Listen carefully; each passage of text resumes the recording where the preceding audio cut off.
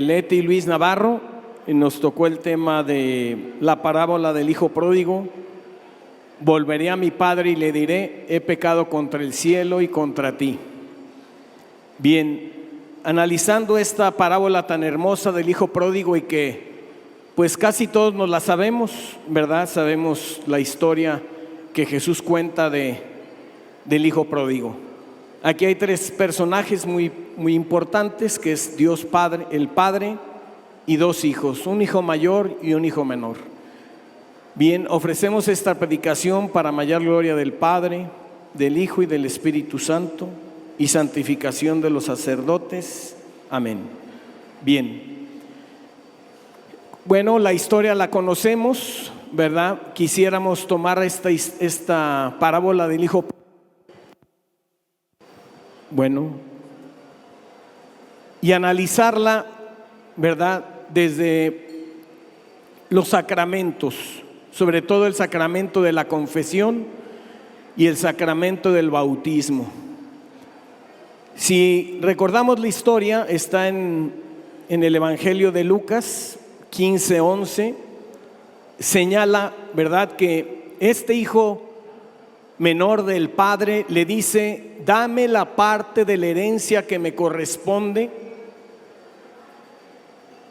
Y si analizamos desde esas palabras, en nuestra cultura y en la cultura de Jesús, en tiempos de Jesús, recibir la herencia de tu padre significaba que tu padre se tenía que morir para que tú recibieras una herencia.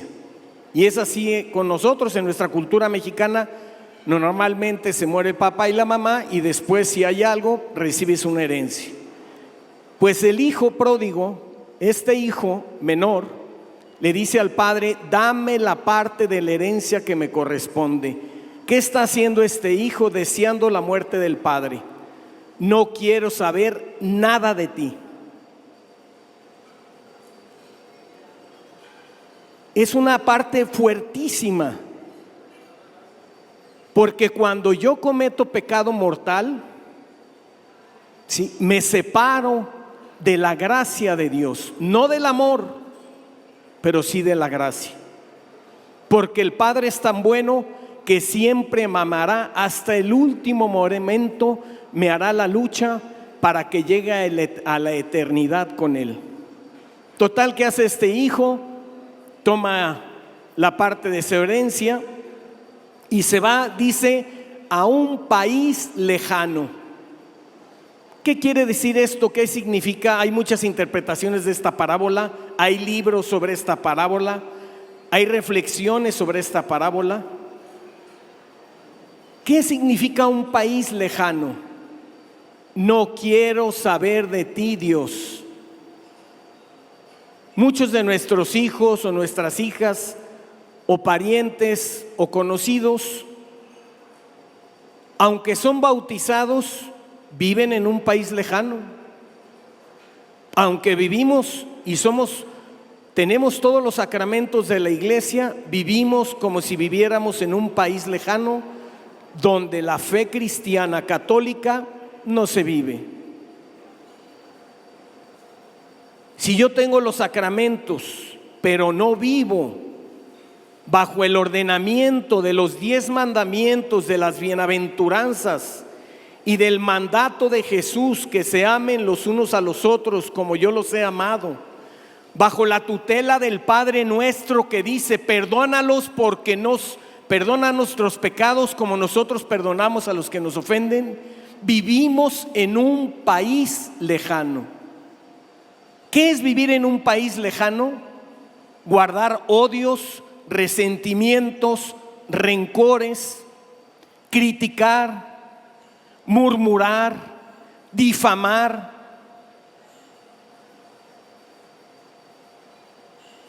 Yo sé que muchos de los que están aquí buscamos la gracia, buscamos el reino de Dios, pero muchos no lo hacen. Pero Dios no nos ha constituido jueces de nadie. Dios es un juez justo, y cuando nos llame a cuentas, cuando el Señor nos llame a la eternidad, Él dará a cada quien lo que le corresponde. ¿Qué me toca a mí? Como el buen padre de la parábola, asomarse al balcón y ver a lo lejos si aquel tío, aquella tía, aquel sobrino, mis hermanos cristianos católicos quieren regresar de ese país lejano, sin gracia, sin amor, con dolor, a la casa del Padre, que es la Iglesia Católica. Y no estoy hablando de nuestros hermanos separados, no, estoy hablando de los cristianos católicos que viven al margen de la iglesia. Este hijo pródigo que estaba, dice la palabra de Dios, había malgastado toda la herencia. El padre no describe en qué gastó la herencia. ¿Quién describe en qué se gastó la herencia? El hermano mayor. El hermano mayor le dice al padre: este hijo tuyo, fíjense bien, este hijo tuyo. Quiere decir que él dice, el hermano mayor, este no es mi hermano, lo niega. No dijo mi hermano malgastó, no, este hijo tuyo malgastó la herencia en prostitutas, en parrandas, en juego, en comilonas. Regreso al hijo pródigo. Esto lo describí para que viéramos en qué había malgastado el hijo su herencia. El Padre Dios, Jesús quiere describir el pecado, le dijo al pródigo, como algo muy grave.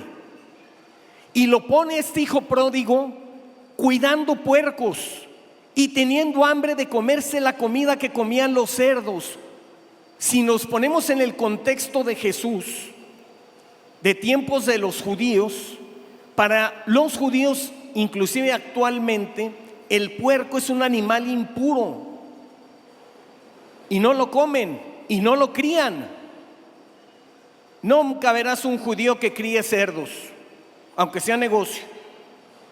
Ni comer, normalmente los judíos no comen nada que proceda del cerdo, porque para ellos es un animal impuro. ¿A qué grado de pecado cayó este joven que estaba cuidando puercos y se le antojaba la comida de los cerdos? ¿Qué quiere decir Jesús?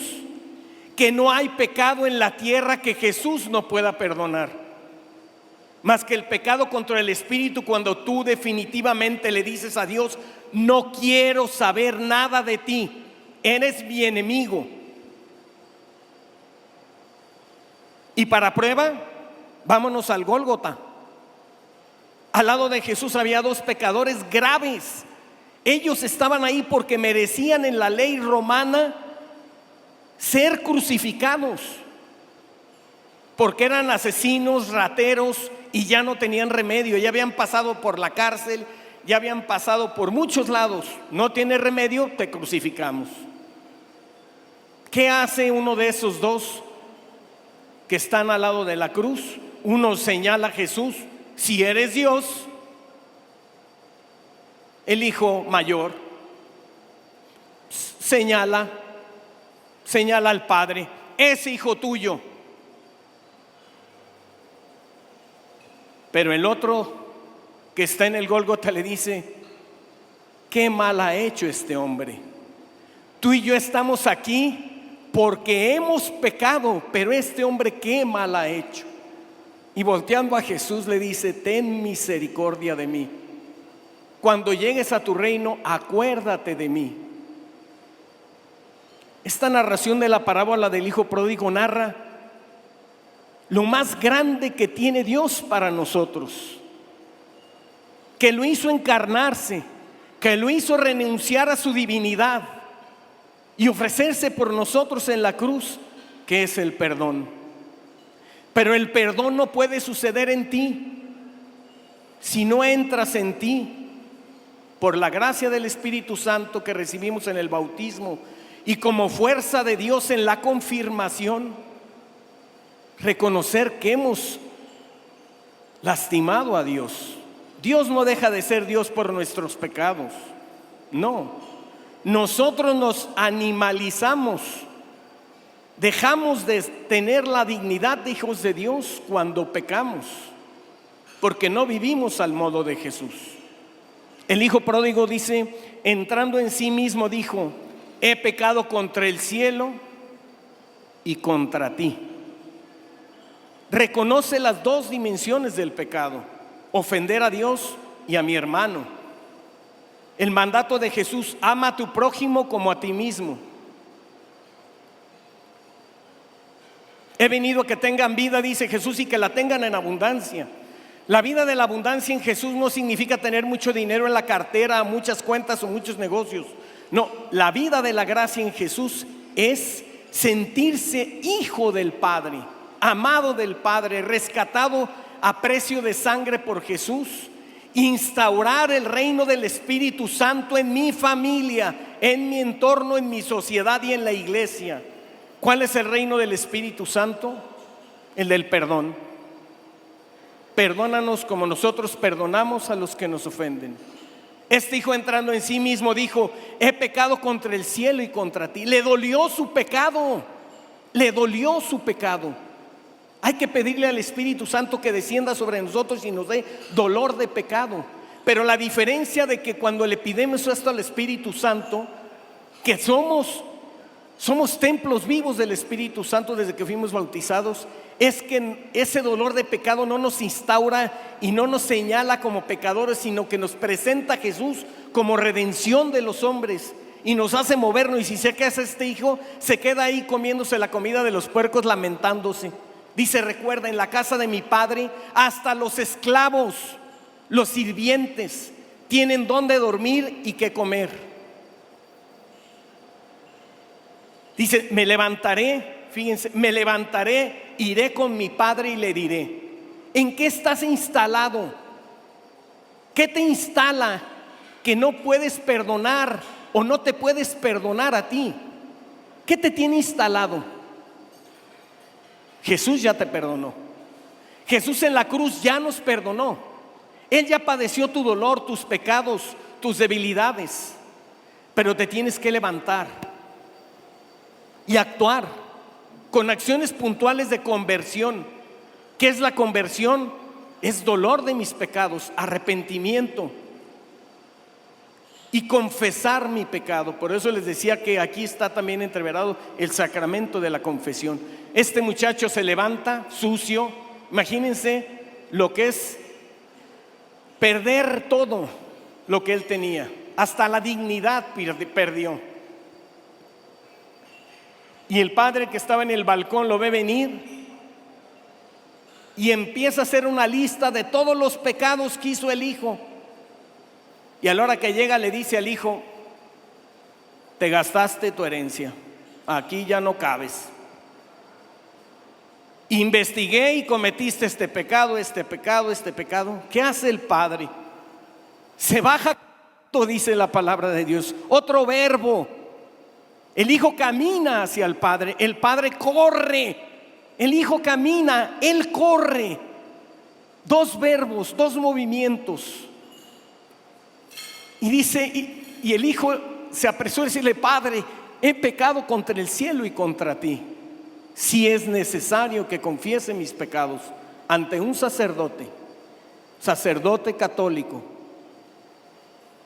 y pedirle al Espíritu Santo que me permita ver si no he malgastado los dones que Dios me dio en mi casa, en mi familia, en mi iglesia, en mi entorno. ¿Y qué dice el padre? Se lo come a besos, lo abraza aunque venía sucio. Hay un cuadro de Rembrandt donde está el padre de rojo y un muchacho hincado, todo harapiento, cochino, sucio, y el padre lo estrecha. ¿Por qué es hincado el joven? Porque reconoce que falló. Pero el padre no le importa cómo viene, no, se le acerca y lo abraza. ¿Por qué el signo de hincado? Porque este muchacho se reconoce que hizo mal. A veces somos buenos para señalar o decir que los otros tienen la culpa. Entonces, ¿qué sucede? El padre dice esta frase, que es la quiero leer, dice: daos prisa, traer el mejor vestido y vestirle, ponedle un anillo en la mano y unas sandalias en los pies. El sacramento de la confesión nos regresa la dignidad de hijos de Dios. Puedo no tener pecado mortal, pero la suma de muchos pecados veniales me hacen un tibio. Cuando no nos hemos atrevido a decir y levantar la mano por Jesús en una mesa, en una convivencia donde se está criticando a un sacerdote o a la iglesia o a un compadre o a una sobrina, y yo soy, aparte de lo que me invitaron a la cena, me estoy comiendo a mis comadres, a mis compadres y a mi entorno, estoy difamando y es pecado grave. Estoy murmurando, que es pecado grave. Estoy criticando, que es pecado grave. En la carta de Santiago, antes del Apocalipsis, dice que la lengua es como el timón de un barco. Es lo más pequeño, pero mueve aquella masa completa. Un timón chiquito así mueve a un barco. La lengua puede hacer que yo rompa ¿cómo se dice? Ahí se me fue. Que una persona sea criticada, la dignidad de una persona. Sí. ¿Qué pasa? Va una pareja, esto le pasó a San Felipe Neri, ¿verdad? Van una pareja con el padre San Felipe Neri y le dicen: padre, fíjese que había un jovencito que quería cortejar a mi hija, pero cuando sabemos que este muchachito viene de bajos recursos y era recuperado de una vida de ladrón y todo, empezamos a difamarlo en el pueblo y se tuvo que ir, y venimos a confesarnos de eso. San Felipe Neri les da una gallina y les dice: vayan por todo el pueblo quitándole pluma por pluma. Y van por el pueblo y le quitando pluma, una por una. ¿Viva la gallina? Sí, ahí van por todas las calles quitando la pluma a la gallina. Pues cada vez que le decían la gallina, ¡cuac!, ¿va? Y ahí va. Llegan al final con el padre, ya que termine, vienen, ya que pelen la gallina, y van con el padre y les dice: ahora vayan y recojan todas las plumas y pónganselas a la gallina. No se puede, padre. Bueno, eso pasó con este joven cuando ustedes hablan mal. El padre le dice al hijo: traigan una vestidura nueva, un anillo nuevo y unas sandalias. ¿Para qué las sandalias? Para caminar en el camino de Dios. ¿Para qué una vestidura? La otra parábola del hijo de Jesús que narra, la de la fiesta: vayan a todos los cruceros, vayan a todos los caminos e inviten a esta cena. Y llegan los emisarios, pues unos dan muchos pretextos que no quieren venir. Pues vayan por los lisiados, por los cansados, vayan por todos lados e inviten a la cena. Y dicen que en la cena había uno que no estaba bien vestido. Sáquenlo, átenlo y sáquenlo. La Eucaristía o la eternidad, de eso habla. Para llegar al cielo tenemos que estar cristificados.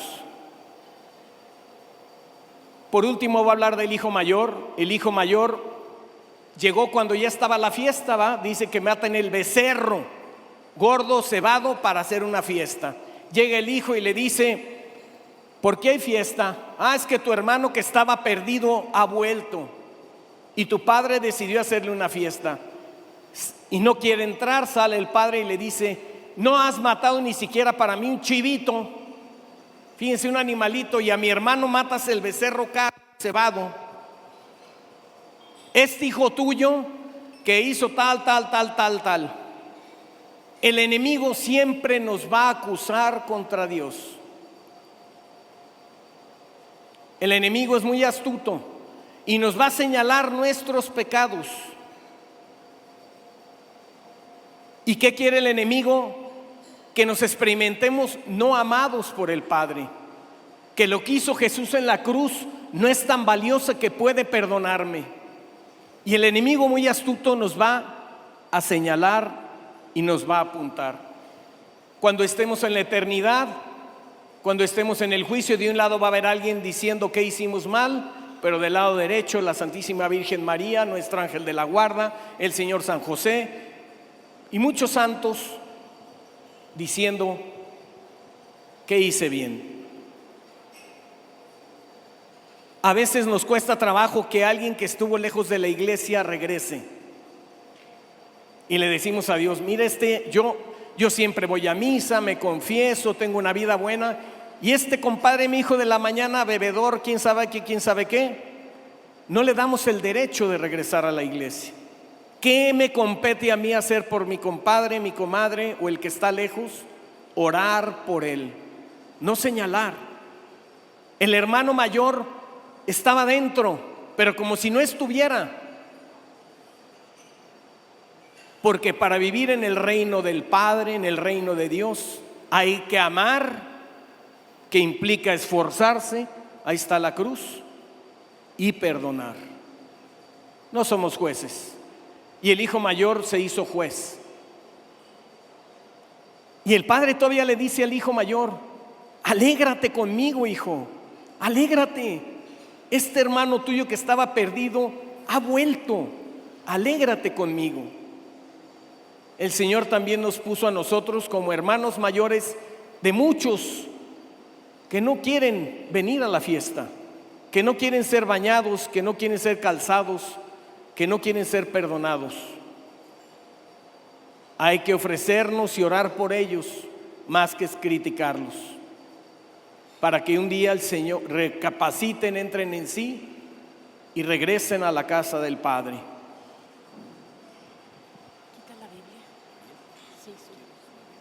Bien, Luis nos ha narrado parte de esta hermosísima parábola que muchos de nosotros ya hemos escuchado una y otra vez en la Eucaristía, en la oración. Pero te digo algo, esta parábola contiene toda tu vida y toda mi vida, en muchas áreas de lo ya vivido. Y yo quisiera reflexionar. Luis nos habla de la actitud del padre, de la actitud del hijo, de la actitud del hermano mayor.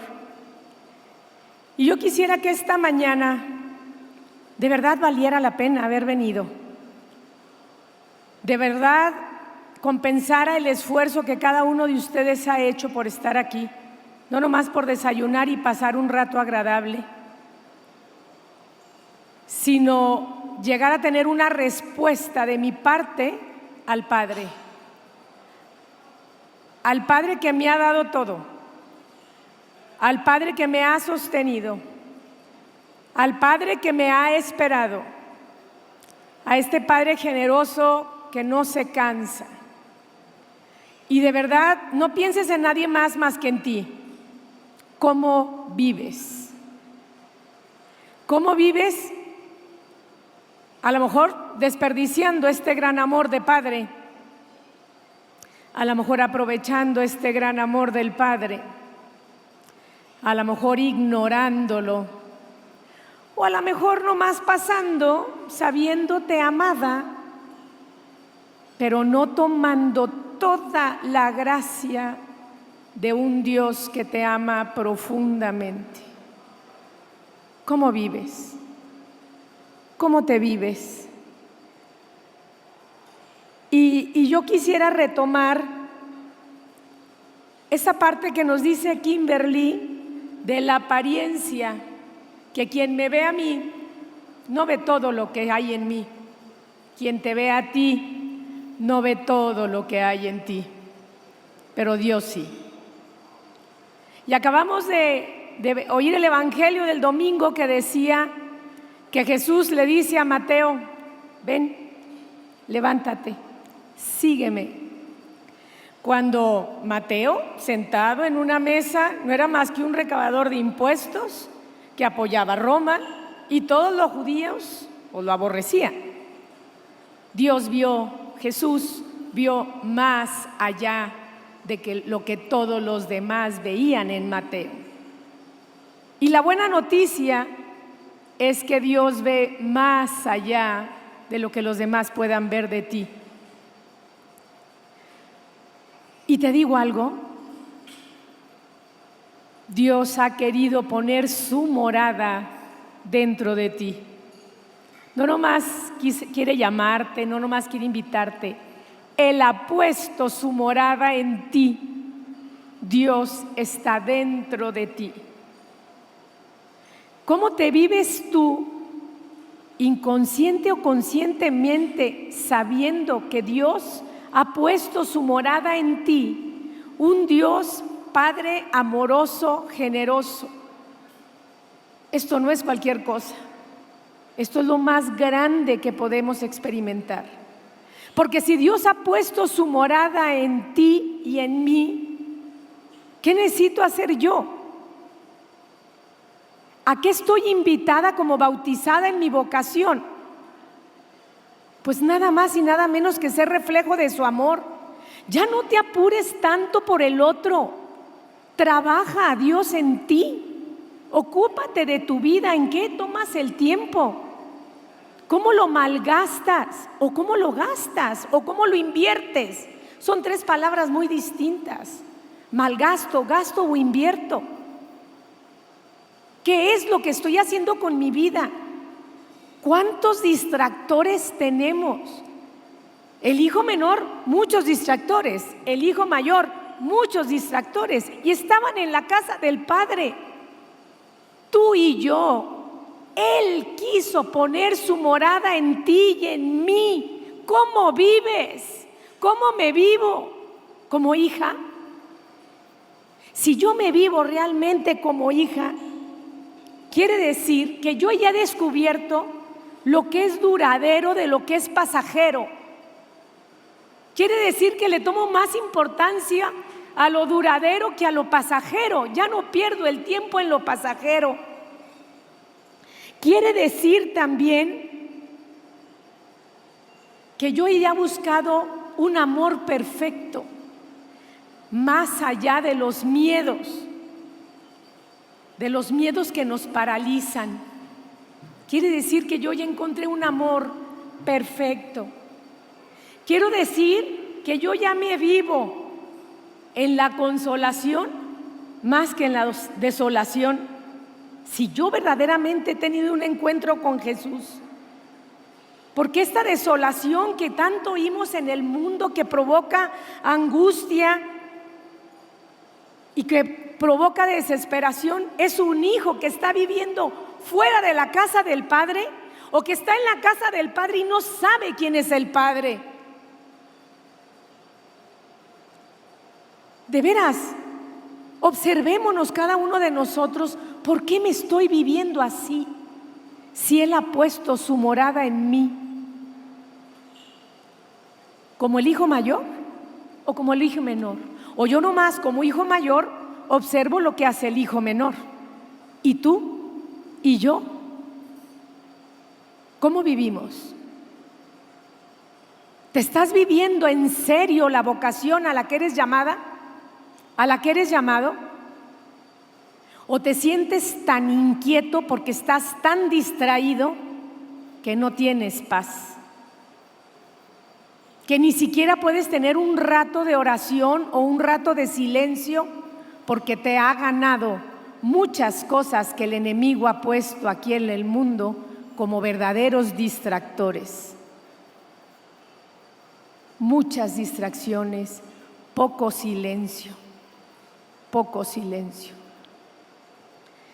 Y entonces, para quienes queremos creer que Él ha puesto su morada en nosotros, porque queremos llevar una vida más duradera y abierta a su acción, donde no sabemos ni nos imaginamos a dónde nos quiere llevar su amor. Hay un lugar dentro de mí que Dios ha elegido para hospedarse. Yo creo que tú y yo hemos sentido ese abrazo amoroso, ese abrazo de todo un Dios amor que me llama y que me dice, y me lo ha dicho muchas veces: tú eres mi hijo amado en quien me complazco. Tú eres mi hija amada en quien me complazco. Y lo anunciaron los profetas.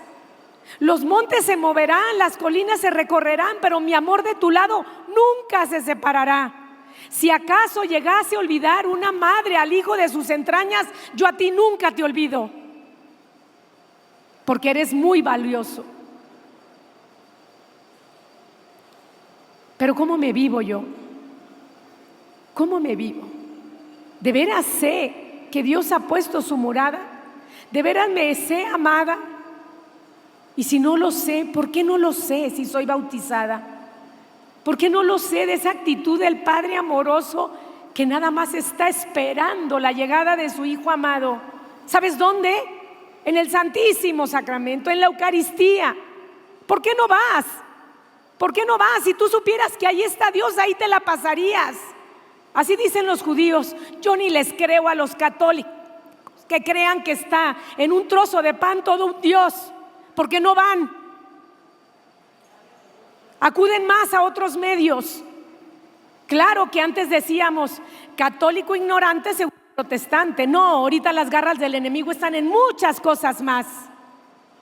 Católico distraído, católico que no ora, católico que no se confiesa, católico que no va al Santísimo y se arrodilla, seguro presa de la nueva era. Quien no reza el rosario, presa de la nueva era. ¿Y cuánta gente la escuchamos? Pues sí, ya no con los cerdos y las algarrobas, ahorita está más disfrazado. Constelaciones, reiki, yoga, meditación trascendental. ¿Cómo les llama la atención? Es que medito y guardo silencio. Caray, todo un Dios te espera, como ese Padre amoroso parado esperando a su Hijo. Él está ahí.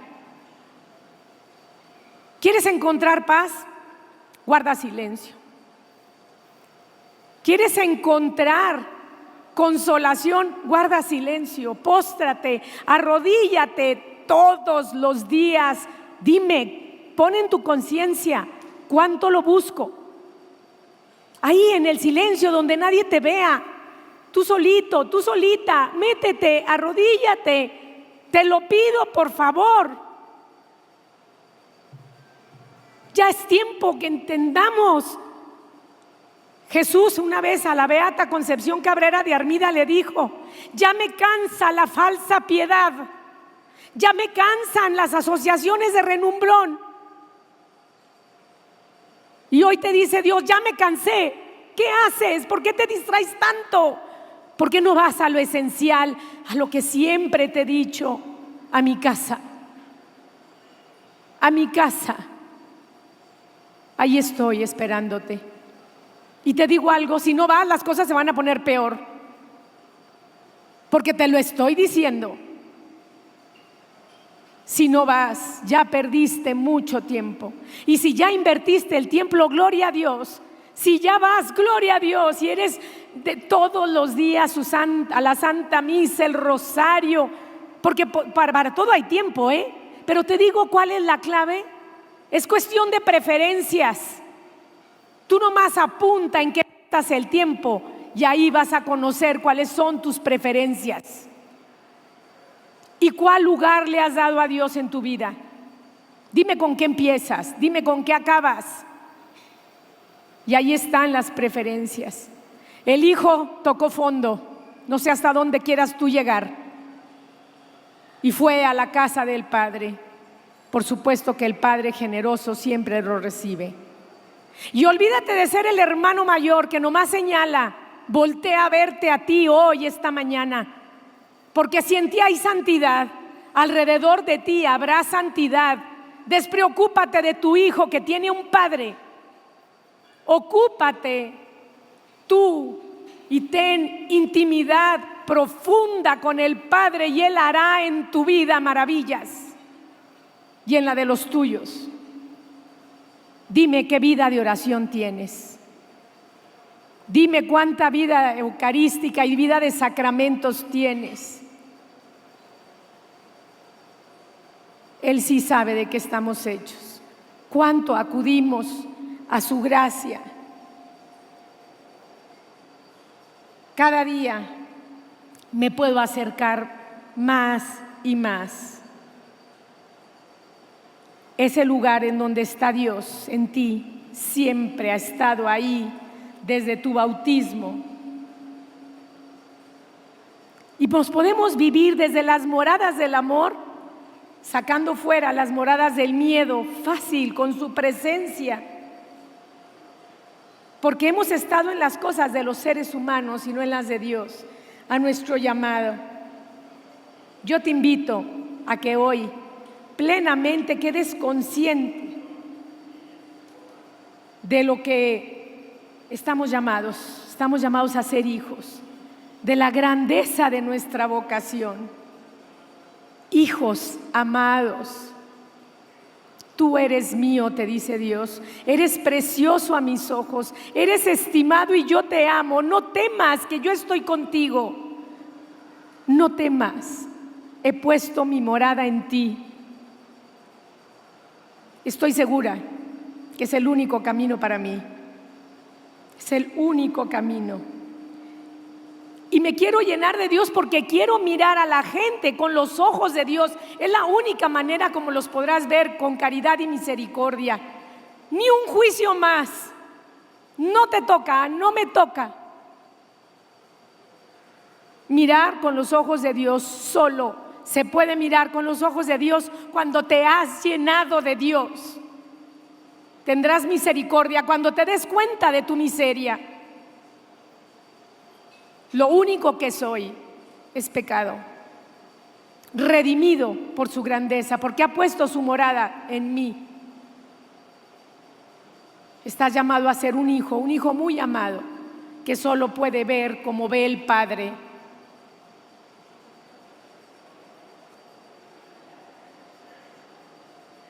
Estoy llamada a vivir dentro de mi santuario interior, a ser su morada. Es la única forma de vivir plenamente.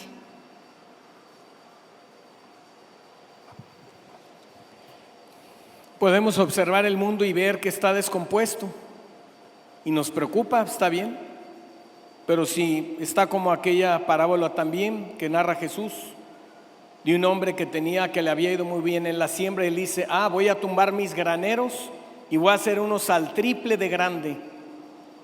Y le dice: es que no sabías que hoy mismo vas a perder la vida. Leti nos habla de la vida interior, y una persona que vive en Dios no es que no esté a veces preocupada o con situaciones difíciles. Seguir a Jesús no es fácil. El mismo Jesús lo dice: quien quiera ser mi discípulo, que tome su cruz de cada día y me siga. Tu cruz de cada día es posiblemente tu matrimonio, tus hijos, tu trabajo, tu esposa, tu realidad temporal. Pero lo único que es nuestro, porque llegamos desnudos y nos vamos a ir desnudos. Y no nos van a hacer cuentas en el cielo de cuánto tuve, sino cuánto amé. Jesús le decía a Conchita Armida, madre de 9 hijos, mexicana, viuda a los 36, se le murieron 3 hijos, tuvo una hija religiosa y un hijo sacerdote, nietos. Le dice a Conchita: Conchita, dame lo que te hace falta, dame lo que es mío, ¿vale? Dame lo único que es tuyo, le decía Jesús a Conchita. Dame lo único que es tuyo. Mi Jesucito, ya te di a mis hijos, ya te di a mi esposo, a mis hijas, ya te di todo. No, Concha, dame lo único que es tuyo. Pues ¿qué es solo mío? Tu pecado. Es lo único que es nuestro. Y el hijo pródigo, insisto, entrando en sí mismo, puedo ver mi realidad y puede ser muy cruda. Solamente, como dijo Kimberly y Leti hace rato, solo tú sabes qué llevas dentro. Pero no importa lo que lleves dentro. Cuando vamos al Santísimo, Jesús dijo: quien Quien me ve a mí, ve al Padre. Es conveniente que yo me vaya para que venga el Espíritu Santo. Y cuando yo me acerco al Santísimo, ahí está el Padre, ahí está el Espíritu Santo.